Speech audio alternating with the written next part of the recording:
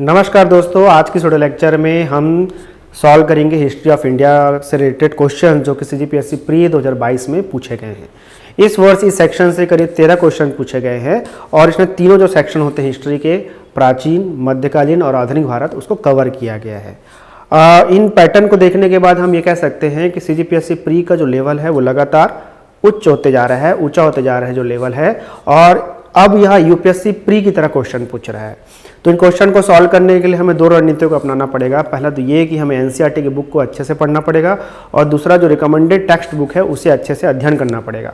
तभी जाकर हम क्या कर पाएंगे कि जो सीजीपीएससी प्री और मेंस में जो क्वेश्चन पूछ रहे हैं हिस्ट्री ऑफ इंडिया से, उसको हम अच्छे से सॉल्व कर पाएंगे। ठीक, एक तो एक चीज़ हो गया। दूसरा, आप जो है हिस्ट्री ऑफ इंडिया को डिटेल में पढ़ने के लिए हमारा जो यूट्यूब चैनल है ई एग्ज़ाम कोच, उसको फॉलो कर सकते हैं। इसके अलावा हमारा जो ऐप है ई एग्ज़ाम कोच, उसे आप डाउनलोड कर लीजिए। ई एग्ज़ाम कोच में आपको विभिन्न विषयों के वीडियो भी मिलेंगे, साथ ही में आपको free study material, free test और इस तरह से बहुत सारी अन्य बेनिफिट्स आपको उसमें मिलेंगे। तो आइए हम सॉल्व करते हैं सीजीपीएससी प्री 2022 में हिस्ट्री ऑफ इंडिया से पूछे गए क्वेश्चंस को। तो जो सबसे पहला जो क्वेश्चन है हमारा वो संबंधित है प्राचीन भारत से। ठीक, और प्राचीन भारत से भी संबंधित है, तो किससे संबंधित है? पाषाण युग से, जो कि मेरा पहला जो वीडियो लेक्चर है पाषाण युग के ऊपर, उससे डायरेक्ट पूछा गया है। ठीक है, तो इसमें आप देख सकते हैं कि इसे पूछ रहे हैं कि पूरा पाषाण काल, तो इसके एविडेंस कहाँ पाए गए हैं? तो इसके एविडेंस सोन नदी घाटी या सोहन नदी घाटी में पाए गए हैं। मध्य पाषाण काल, इसके जो एविडेंस है वो पाया गया है भीमबेटका में। नव पाषाण काल, इसके जो एविडेंस है पाया गया है बुढ़झोम में। ताम्र पाषाण काल का जो एविडेंस है वो पाया गया है बनास घाटी में। ठीक है, फिर से एक बार देख लेते हैं। पूरा पाषाण काल का जो एविडेंस है वो पाया गया है आपका सोहन या सोन नदी घाटी में। मध्य पाषाण काल का जो एविडेंस है वो पाया गया भीमबेटका में। नव पाषाण काल का जो एविडेंस है वो पाया गया बुढ़झोम में। ताम्र पाषाण काल का जो एविडेंस है वो पाया गया है बनास नदी घाटी में। ठीक है, तो ये हो गया। अब देखिए, हम ना इसमें ऑप्शन पे हम चर्चा नहीं करेंगे क्योंकि सीजीपीएससी कई बार अलग ऑप्शन ले लेता है। ठीक है, तो हम केवल उसके संभावित उत्तरों को जानने का प्रयास इस वीडियो लेक्चर के माध्यम से करेंगे। ठीक है,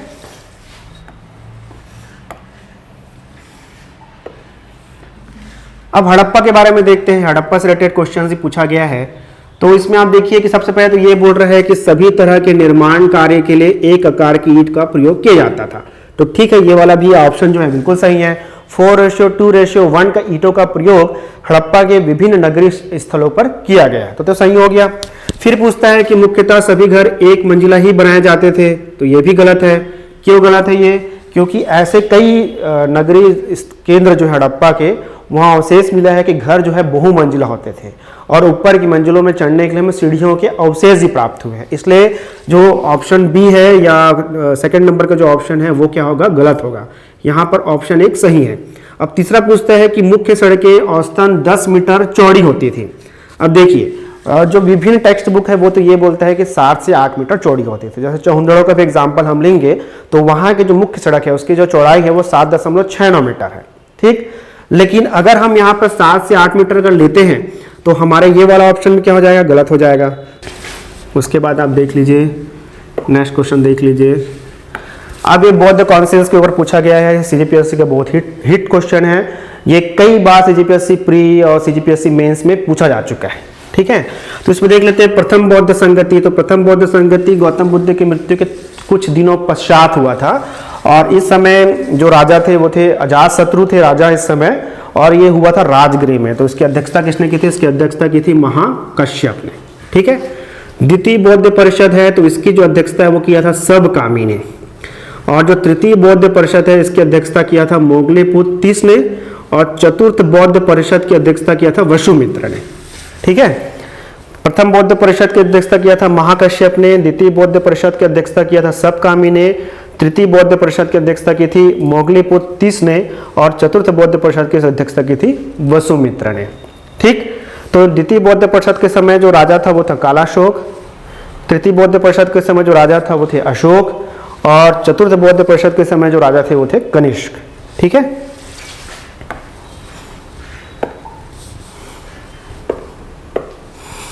अब देख लेते हैं भगवान महावीर स्वामी के बारे में यहाँ पर क्वेश्चन पूछा गया है। तो इसमें ये पूछा गया है कि क्या सही नहीं है। ठीक है, तो उन्होंने 24वां और अंतिम तीर्थंकर कहा जाता है, माना जाता है, तो ये बिल्कुल सही है। वो उन्हें जैन धर्म का 24वां तीर्थंकर माना जाता है। ठीक है। उनकी माता का नाम, उनकी माता लिच्छवी के राजा चेतक की बहन थी, तो ये भी सही है। ठीक है। उसकी माता का नाम था त्रिशाला। ठीक, उसकी माता का नाम था त्रिशाला और पिताजी का नाम था सिद्धार्थ, तो ये वाला ऑप्शन भी क्या है, बिल्कुल सही है। उन्होंने अपने जीवन काल में विवाह नहीं किया, तो ये गलत है। उन्होंने विवाह किया था और उसकी पत्नी का नाम था यशोदा, ये गलत हो गया आपका।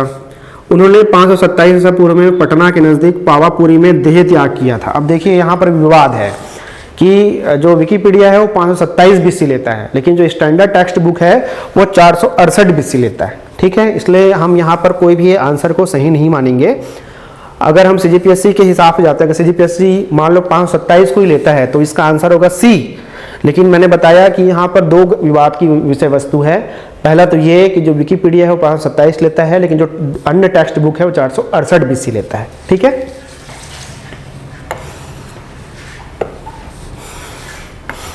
अब देख लेते हैं, यहाँ पर विभिन्न पुर्तगाली गवर्नर्स के बारे में पूछा गया है और उन्होंने कौन सी पॉलिसी स्टार्ट की थी उसके बारे में पूछा गया। ठीक है। तो यहाँ पर जो फ्रांस, यहाँ पे देख लेते हैं, तो इसमें सबसे पहले फ्रांसिस्को डी अल्मोड़ा जो हुए, अल्मेडा करके जो उन्होंने ब्लू वाटर पॉलिसी प्रारंभ किया था। उसके बाद अल्फेंसो डी अल्बुकर्क, तो इन्होंने गोवा पर अधिपत्य स्थापित कर लिया था 1510 में, और जो अल्बुकर्क है उसे ही भारत में पुर्तगाली शक्ति का वास्तविक संस्थापक माना जाता है। ठीक है। तो सबसे पहले तो अल्मेडा ही आए थे। फिर उसके बाद पेड्रो अल्वारेज कब्राल, तो ये 1500 में भारत आए थे।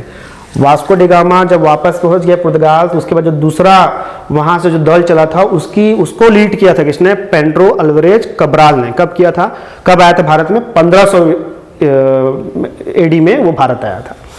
ठीक है। नूनो डी कुन्हा, तो इसने क्या किया, पुर्तगाली हेडक्वार्टर का कोचिंग से गोवा लेके चला गया था। ठीक है। फिर से एक बार देख लेते हैं। तो इसमें फ्रांसिस्को डी अल्मेडा ने चालू किया था भारत में ब्लू वाटर पॉलिसी। उसके बाद अल्फेंसो डी अल्बुकर्क ने 1510 में गोवा पर अधिपत्य कर लिया था। पेड्रो अल्वारेज कब्राल ये सितंबर 1500 में भारत आए थे, वास्को डी गामा के पुर्तगाल पहुंचने के बाद। उसके बाद नूनो डी कुन्हा, तो ये पुर्तगाली हेडक्वार्टर का कोचिंग से गोवा बदला जाना। ठीक है।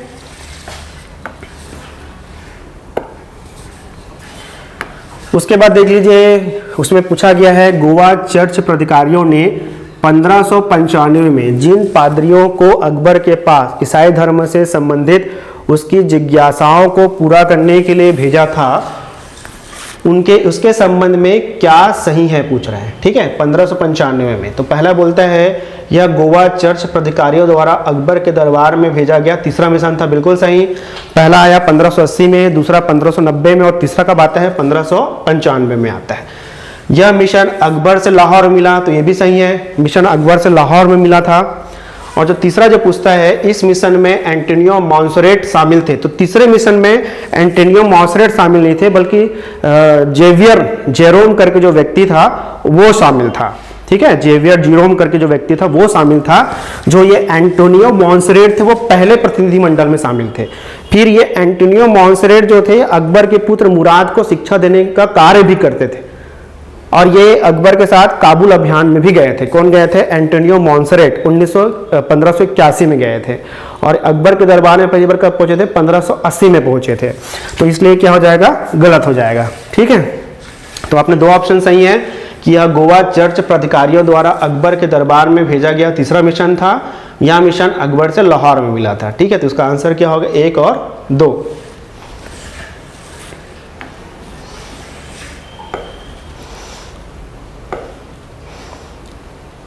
ये लिखा हुआ है कि अकबर ने इसको रिसीव्ड एट लाहौर में इसको रिसीव किया था। ठीक है। और उस समय फादर को ना थे जीरोम जेवियर आए थे 1595 में, 5 मई 1595 को। ठीक। तीसरा मिशन था ये।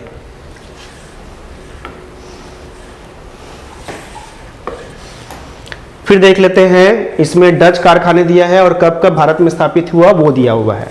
ठीक है। तो इसको अपन देख लेते हैं कि कब कब स्थापित हुआ।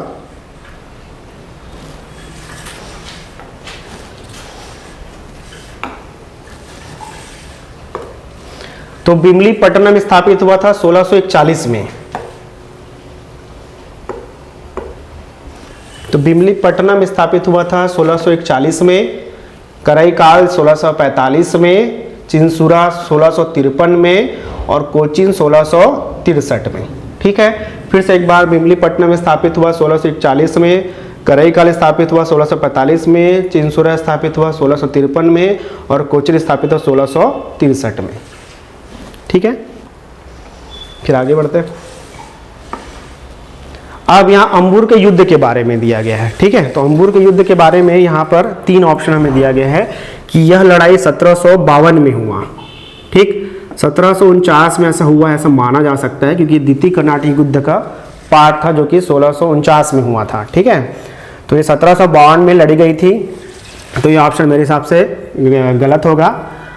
इस युद्ध में मुजफ्फरजंग, चंदा साहिब और फ्रांसीसी सेना ने मिलकर अनवरुद्दीन का मुकाबला किया, तो ये सही है। इस युद्ध में अनवरुद्दीन की सेना को हार का सामना करना पड़ा, ये भी सही है। अनवरुद्दीन को शुरू में तो हार का सामना करना पड़ गया था, लेकिन बाद में अल्टीमेटली डुप्ले और जो मुजफ्फरगंज और चंदा साहब ये पराजय हो गए थे और अल्टीमेटली इसमें अंग्रेज ही जीते थे। तो इस हिसाब से हम देखें तो इसका ऑप्शन 2 और 3 सही है ना। ये 1749 है।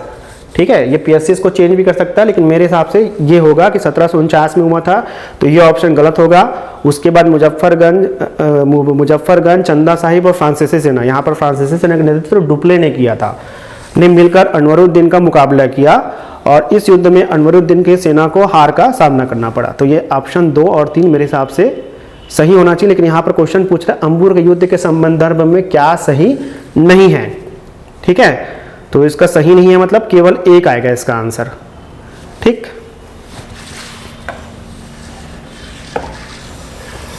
उसके बाद यहां पर पूछा गया है कि किलिच खान को मुबारिज खान के नाम से भी जाना जाता था। तो जो मुबारिज खान जो थे, ये मुबारिज खान जो थे इसे ख्वाजा मोहम्मद के नाम से जाना जाता था और ये कहां पैदा हुए थे? बल्ख में पैदा हुए थे, जो कि वर्तमान में अफगानिस्तान में है। ठीक है, तो मुबारिज खान को किस नाम से जाना जाता था? ख्वाजा मोहम्मद, ख्वाजा मोहम्मद। ठीक है,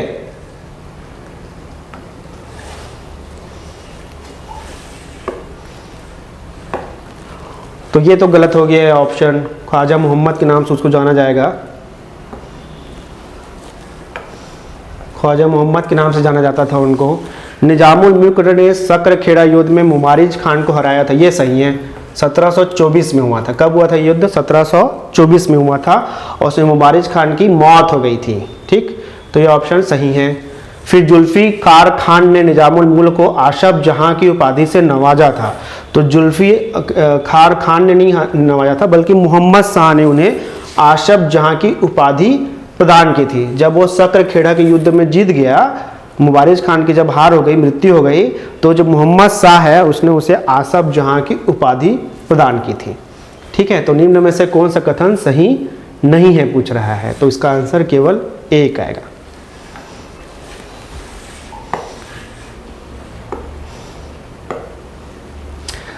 अब ये पूछ रहा है कि 1927 में कांग्रेस का वार्षिक अधिवेशन के बारे में क्या सही नहीं है पूछ रहा है। ठीक है, तो 1927 का जो कांग्रेस अधिवेशन है वो कहाँ हुआ था? मद्रास में हुआ था और उसकी अध्यक्षता किसने किया था? एम ए अंसारी ने किया था, तो ये बिल्कुल सही हो गया। इस अधिवेशन ने चीन और जापान में भारतीय सेनाओं को युद्ध लड़ने के भेजने के खिलाफ प्रस्ताव पारित किया था, ये भी सही है।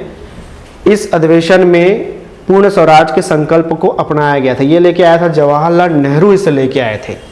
ठीक है, 1927 में जवाहरलाल नेहरू इसको लेके आए थे, है ना। तो मेरे हिसाब से तो ये तीनों सही होना चाहिए इसमें। उपरोक्त क्या सही नहीं है? तो उपरोक्त में से कोई नहीं आएगा इसका आंसर डी, क्योंकि तीनों का तीनों ही सही है। ठीक है, इस अधिवेशन की अध्यक्षता डॉक्टर एम ए अंसारी ने किया था और हुआ कहाँ था? मद्रास में हुआ था और इसी अधिवेशन में साइमन कमीशन के विरोध का प्रस्ताव पारित हुआ था। ठीक है, और इस अधिवेशन में चीन और जापान में भारतीय सेनाओं को युद्ध लड़ने के खिलाफ भेजने के लिए प्रस्ताव पारित किया गया था, ये भी सही है। और इस अधिवेशन में पूर्ण स्वराज के संकल्प को अपनाया गया था। तो पूर्ण स्वराज की जो बात है वो पंडित जवाहरलाल नेहरू ने किया था। तो मेरे हिसाब से तो तीनों ही सही होगा, इसका तीनों कथन सही है। अब देख लेते हैं वारामिहिर की रचना कौन सी नहीं है, तो अमरकोश नहीं है वारामिहिर की रचना। ये तीनों रचना है ये वारामिहिर की है, पंच सिद्धांतिका, बृहत संहिता, बृहत जातक। ठीक है, तो इसका आंसर होना चाहिए डी।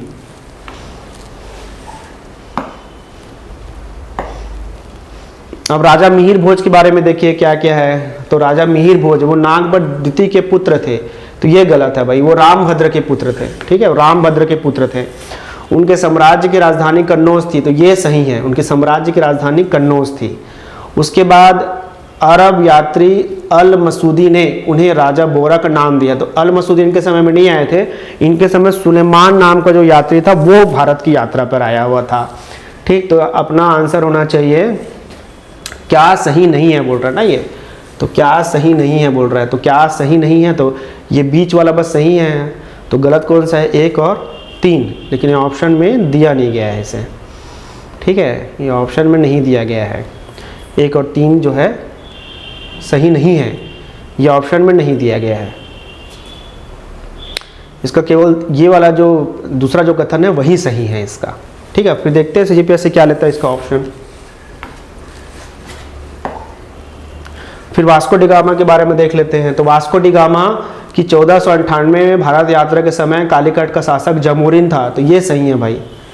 प्रथम यात्रा में वास्को ड गामा लगभग 1 साल तक भारत में रहा, तो 1 साल तक तो नहीं रहा, वो 1498 में मई में पहुंचा, 20 मई को पहुंचा वो, है ना, 20 मई को पहुंचता है और उसके बाद 29 अगस्त को वो वापस चला जाता है। तो ये वाला ऑप्शन क्या है, गलत है। वास्को डी गामा ने पुनः 1501 में भारत की यात्रा की, तो ये 1502 होना चाहिए। 1502 में वास्को डी गामा ने पुनः भारत की यात्रा प्रारंभ की थी, यह भारत पहुंचा था 1502 में। ठीक है, तो अब देखना पड़ेगा सीजीपीएससी इसका क्या आंसर लेता है, क्योंकि मेरे हिसाब से तो 1502 होना चाहिए यहाँ पे, लेकिन यहाँ पर ऑप्शन में 1501 दिया गया है।